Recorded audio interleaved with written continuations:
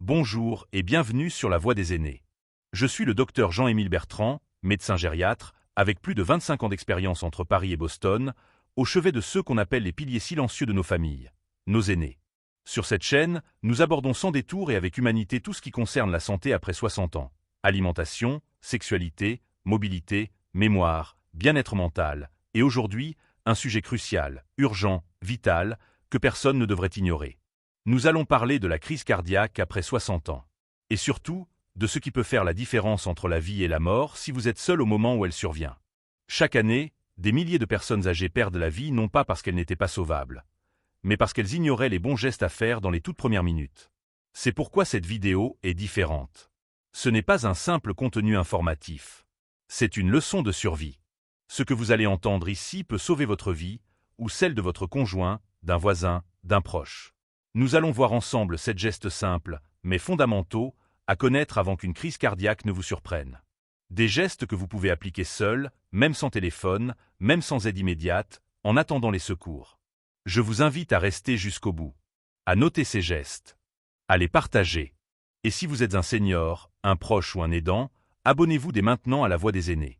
Ce que vous apprenez aujourd'hui peut un jour faire toute la différence. Parce que bien vieillir, ce n'est pas seulement vivre plus longtemps. C'est savoir se protéger, se défendre et survivre. Et tout commence ici. Reconnaître les signes d'une crise cardiaque avant qu'il ne soit trop tard. Tout commence souvent par une sensation étrange. Un malaise diffus, une oppression dans la poitrine, une douleur sourde qui peut irradier vers le bras gauche, la mâchoire ou parfois vers le dos. Beaucoup d'hommes et de femmes après 60 ans pensent à tort qu'une crise cardiaque se manifeste toujours de manière brutale, spectaculaire, comme dans les films. Mais la réalité est bien plus sournoise. Chez les personnes âgées, en particulier les diabétiques ou les femmes, les signes peuvent être discrets, silencieux, trompeurs. Une simple fatigue soudaine, un essoufflement au repos, des sueurs froides inhabituelles, une nausée inexpliquée. Et pourtant, derrière ces petits signaux apparemment anodins, le cœur est peut-être déjà en train de souffrir. Le premier réflexe vital, c'est donc d'apprendre à écouter son corps. Pas dans la panique, mais dans l'attention. Lorsque vous sentez que quelque chose n'est pas normal, ne minimisez pas. Ne vous dites pas que ça va passer tout seul. Il vaut mieux perdre du temps pour rien que de rester immobile au mauvais moment. Reconnaître les signes précoces, c'est la première barrière de protection. C'est ce qui vous permettra d'agir vite, lucidement, et d'augmenter vos chances de survie, surtout si vous êtes seul. Car dans une crise cardiaque, chaque minute compte. Ce n'est pas un slogan. C'est une vérité médicale. Plus vous tardez, plus le muscle cardiaque s'abîme, et plus les complications deviennent graves. Alors, dès les premiers signes, écoutez-vous. Votre corps vous parle. Et parfois, il vous supplie d'agir. Se mettre immédiatement en sécurité, choisir le bon endroit pour tomber. Une crise cardiaque ne laisse pas toujours le temps de réfléchir. Elle peut survenir brutalement, en pleine activité, alors que vous êtes debout dans la cuisine, en train de marcher, de jardiner, de faire vos courses ou de lire un journal dans votre fauteuil. Mais si vous ressentez les premiers signes et que vous êtes encore conscient, le premier geste à poser, c'est de vous mettre dans une position de sécurité. Pourquoi ? Parce que si votre cœur s'affaiblit, votre tension chute. Et si vous restez debout, vous risquez de vous écrouler, de tomber lourdement, de vous fracturer le crâne, la hanche ou la colonne. Ce sont des blessures qui, chez les aînés, peuvent être tout aussi mortelles que la crise cardiaque elle-même. C'est pourquoi il faut s'asseoir ou s'allonger immédiatement, de préférence dans un endroit stable, dégagé, où personne ne vous piétinera ou ne vous heurtera accidentellement, si vous êtes dans un lieu public. À la maison, si vous sentez que vous êtes en train de faire un malaise, dirigez-vous calmement vers un lit, un canapé, ou même le sol si c'est plus proche. Évitez de vous effondrer dans un escalier ou sur une chaise instable. Si possible, allongez-vous sur le dos, la tête légèrement surélevée avec un coussin ou un oreiller, et pliez légèrement les genoux. Cette position permet au sang de mieux irriguer le cœur, tout en diminuant la pression artérielle excessive. Éloignez tout objet dur ou dangereux à proximité. Si vous êtes dans un magasin, un parc ou un lieu public, alertez les passants, demandez de l'aide avant de vous effondrer, et allongez-vous là où vous ne risquez pas d'être heurté ou ignoré. Beaucoup de gens hésitent à s'allonger en public, par peur du regard des autres. Mais ce réflexe peut vous sauver la vie. Il faut aussi, si vous êtes seul, préparer votre environnement avant de perdre connaissance. Si vous sentez que la douleur augmente ou que votre souffle devient court, ouvrez la porte d'entrée si vous êtes chez vous. Cela permettra au secours d'entrer rapidement si vous perdez connaissance. Gardez toujours votre téléphone à proximité, dans la poche ou à portée de main. Si vous êtes en fauteuil ou à mobilité réduite, pensez à déclencher un dispositif d'alerte, si vous en avez un. Si vous n'en avez pas, notez cette idée. Un bouton d'appel d'urgence autour du cou ou au poignet peut faire la différence entre la vie et la mort. Se mettre en sécurité, c'est aussi une façon d'envoyer un message à son corps. Je t'écoute, je prends le relais. C'est refuser de céder à la panique, tout en préparant la suite. C'est un acte de conscience, de calme, de dignité. Dans une crise cardiaque, vous êtes votre premier secouriste. Et cela commence par ne pas laisser la chute décider à votre place. Appelez les secours, comment garder son sang-froid même en situation critique. Une fois en position de sécurité, même si la douleur vous serre la poitrine, même si l'angoisse vous gagne, il faut faire ce qui sauve le plus de vies dans le monde en cas de crise cardiaque. Appelez immédiatement les secours. Ce geste paraît évident en théorie, mais dans la réalité, des milliers de personnes âgées retardent cet appel par peur de déranger, par honte ou par déni. Elles pensent que la douleur va passer, qu'il ne faut pas faire de scandale ou que ce n'est peut-être pas si grave. Mais dans une crise cardiaque, chaque minute de silence peut coûter des années de vie. C'est pour cela que le réflexe doit devenir un automatisme. Dès que les signes apparaissent, composez le numéro d'urgence de votre pays. En France, c'est le 15 ou le 112. Vous pouvez également appeler les pompiers au 18. En Amérique du Nord, c'est le 911. Si vous êtes seul, faites-le avant que votre état ne se détériore. Ne vous dites pas « j'attends 5 minutes pour voir ». Ces 5 minutes peuvent être celles où votre conscience flanche, où votre cœur s'arrête, où vous n'aurez plus la force de composer un seul chiffre. Gardez votre téléphone portable à portée de main, toujours chargé, et programmez les numéros d'urgence en raccourci pour n'avoir qu'à appuyer une seule fois. Certains téléphones permettent même d'appeler les secours en maintenant simplement un bouton. Apprenez cette fonction, entraînez-vous. Ce n'est pas de la paranoïa. C'est de la prévoyance. Quand vous parlez au secours, restez calme, clair, précis. Donnez votre nom, votre âge, votre adresse complète et expliquez « Je pense faire une crise cardiaque » ou « J'ai une forte douleur à la poitrine avec nausées et sueur froide ». Ces mots déclenchent immédiatement une prise en charge prioritaire. Ne raccrochez pas, restez en ligne autant que possible. Ils vous guideront sur ce que vous devez faire en attendant l'arrivée de l'équipe médicale. Et si vous perdez connaissance pendant l'appel, votre ligne permettra au secours de localiser votre position avec précision. Si vous avez un voisin ou un proche à proximité, appelez-le également, par téléphone ou en appuyant sur votre sonnette ou bouton d'appel, si vous en avez un. Le but est de ne pas rester invisible. Trop de personnes âgées sont retrouvées trop tard, simplement parce qu'elles n'ont pas osé alerter. Appeler à l'aide n'est pas un signe de faiblesse. C'est un acte de lucidité, de responsabilité et parfois d'amour pour vous-même. Vous n'êtes pas un poids. Vous êtes une vie précieuse. Et cette vie mérite d'être protégée à tout prix. Respirez consciemment pour apaiser le cœur et gagner du temps. Une fois que vous vous êtes mis en sécurité et que vous avez appelé les secours, il faut entrer dans une autre phase tout aussi cruciale. Gagner du temps pour votre cœur. Car lorsqu'une crise cardiaque survient, le muscle cardiaque est en train de souffrir d'un manque d'oxygène. Il lutte, il bat irrégulièrement, parfois trop lentement, parfois trop vite. Et c'est là que votre respiration peut devenir un véritable allié ou un facteur aggravant. La panique est une réaction naturelle. Le cœur cogne, la douleur vous écrase la poitrine, une peur animale vous saisit.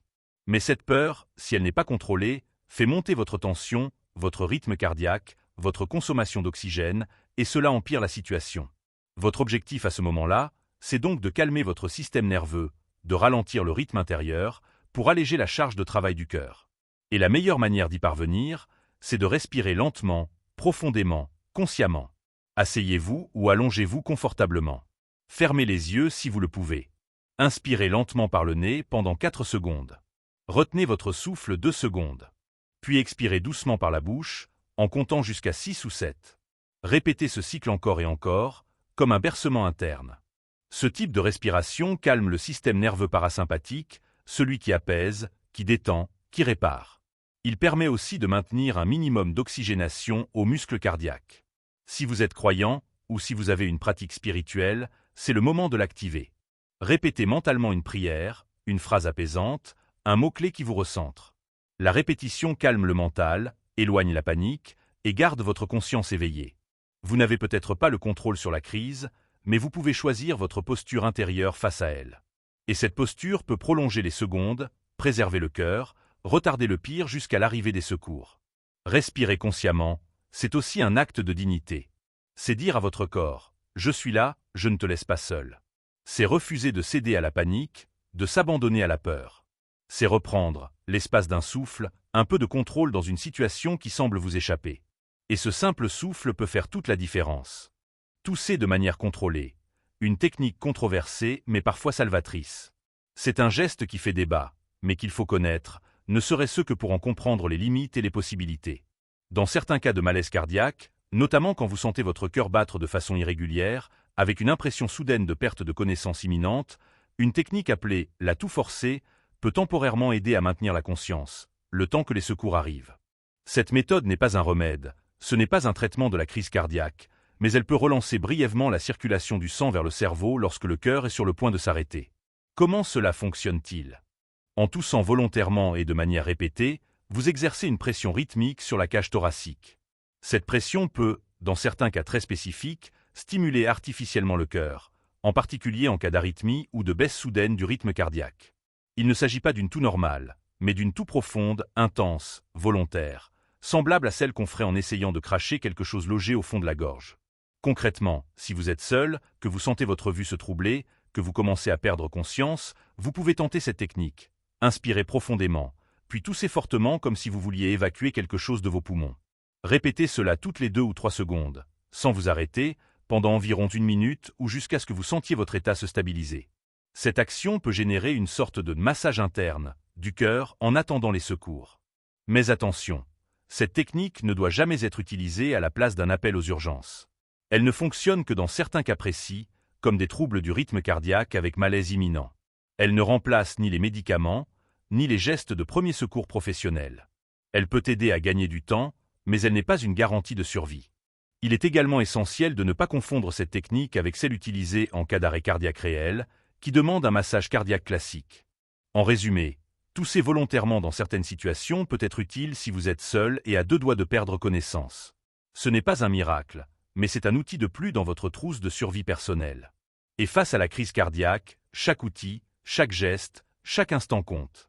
Il vaut mieux connaître cette technique et ne jamais avoir à l'utiliser, que d'en avoir besoin et de ne pas la connaître. L'aspirine, un réflexe médicamenteux à connaître d'urgence. Il existe un geste simple, presque banal, que beaucoup de gens ignorent ou sous-estiment. Et pourtant, il peut réellement sauver votre vie lors d'une crise cardiaque débutante. Ce geste, c'est de prendre une aspirine, immédiatement, dès les premiers symptômes. Et cela n'a rien d'un remède de grand-mère. C'est une mesure reconnue, validée par les plus grandes instances médicales internationales. Car l'aspirine, au bon moment, peut ralentir ou bloquer la formation du caillot sanguin responsable de la crise cardiaque. Lorsqu'un infarctus du myocarde se déclenche, c'est parce qu'une artère du cœur se bouche brutalement.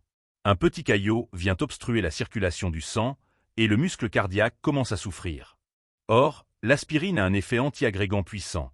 Elle empêche les plaquettes du sang de coller entre elles, ce qui peut ralentir l'aggravation du caillot, voire, dans certains cas, en limiter la taille avant l'arrivée des secours.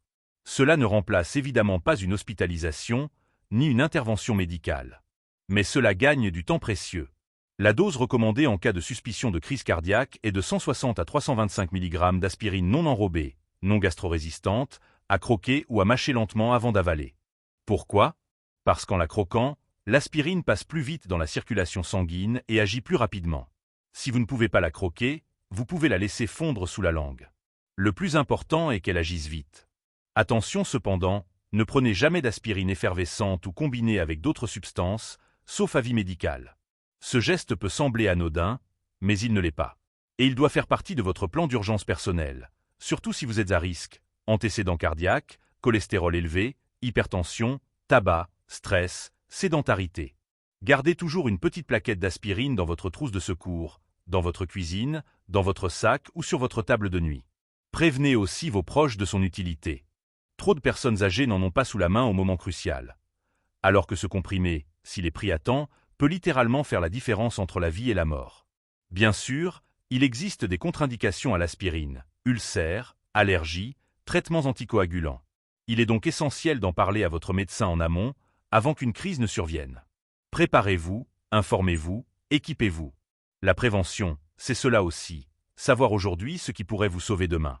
Préparer son environnement et son corps avant qu'une crise n'arrive. La vérité, c'est que la plupart des gens se préoccupent de leur santé après qu'un drame a eu lieu. Ils commencent à changer leur alimentation après l'infarctus. Ils posent un défibrillateur mural après avoir perdu un proche. Ils apprennent les gestes de survie après avoir frôlé la mort. Mais toi qui écoutes ceci aujourd'hui, tu as une avance précieuse. Tu es encore là, en pleine conscience, capable de t'équiper, de t'organiser, de prévenir. La meilleure manière de survivre à une crise cardiaque quand on est seul, c'est de ne jamais être pris au dépourvu. Cela commence par de petites habitudes à la maison. Garde toujours ton téléphone chargé et à portée de main. Programme un contact d'urgence dans ton téléphone avec la mention ICE, In Case of Emergency. Prépare une fiche visible près de ton lit ou sur ton réfrigérateur, avec ton groupe sanguin, tes allergies, tes traitements et le numéro de ton médecin traitant. Installe des rappels visuels, une boîte d'aspirine bien visible, un téléphone fixe fonctionnel dans plusieurs pièces et, si possible, un système d'alerte personnel. Ces petits outils sauvent des vies, surtout quand les secondes comptent. Si tu vis seul, envisage un accord avec un voisin de confiance ou un proche qui t'appelle chaque jour. Ce lien quotidien, aussi simple soit-il, peut faire toute la différence en cas d'urgence. Mais au-delà de ton environnement, prépare aussi ton corps. Adopte une hygiène de vie qui réduit les risques, marche chaque jour, même 10 minutes. Respire profondément. Évite les excès de sel, d'alcool, de sucre. Apprends à reconnaître les signaux faibles de ton propre organisme. Et surtout, ne te dis jamais que c'est trop tard pour changer. Même après 60 ou 70 ans, chaque petit changement a un impact énorme sur ton cœur. Un cœur est une machine vivante. Plus tu l'écoutes, plus il te protège. Cette préparation, ce n'est pas de la peur. C'est de la sagesse. C'est refuser d'attendre la catastrophe pour devenir acteur de sa santé. C'est transformer ton quotidien en un terrain de vigilance douce, où chaque objet, chaque geste, chaque pensée devient un allié de ta survie. Parce que bien vieillir, ce n'est pas seulement éviter la maladie. C'est savoir l'affronter en étant prêt, physiquement, mentalement et pratiquement. Rester vivant, digne et préparé. Un dernier message pour ceux qui veulent tenir debout.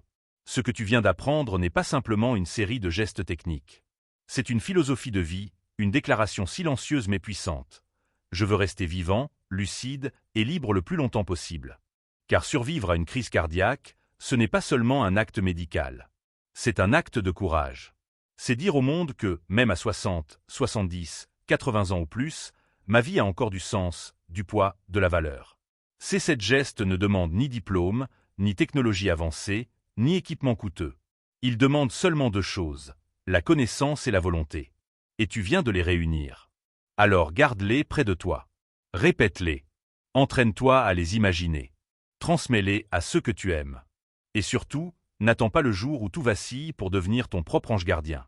Souviens-toi de ceci. Dans les moments les plus critiques, quand tout semble basculer, tu peux être seul, mais tu n'es pas impuissant. Tu peux ne pas avoir un médecin à tes côtés, mais tu peux devenir ton propre premier secours. Et dans ce combat invisible entre la vie et la mort, ce sont souvent les plus simples des gestes, les plus calmes des réactions, les plus petits réflexes, qui tracent la ligne de survie. Ne laisse jamais ton âge devenir un prétexte à l'abandon. Ton corps a peut-être ralenti, mais ton instinct, ta force intérieure, ta conscience, eux, peuvent rester vifs, aiguisés, présents. Et c'est cette présence qui peut te sauver. Une crise cardiaque n'est pas toujours une fin. Elle peut être un réveil, un point de départ, une nouvelle promesse que tu te fais à toi-même, celle d'honorer chaque battement de ton cœur comme un cadeau. Si ce message t'a touché, si tu penses qu'il peut sauver une vie, partage-le. Et abonne-toi à la Voix des aînés. Car ici, chaque vidéo est une main tendue vers ceux qu'on oublie trop souvent, mais qui ont encore tant à vivre.